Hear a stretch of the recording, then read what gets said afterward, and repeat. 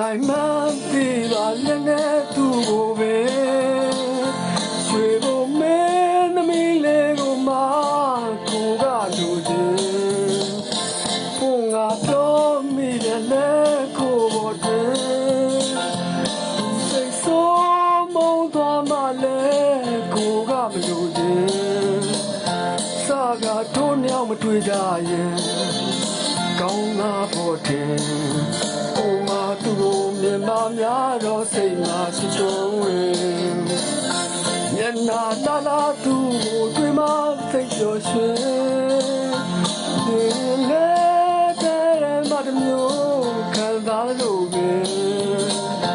စာကတို့ညောင်မတွေ့ကြရဲ့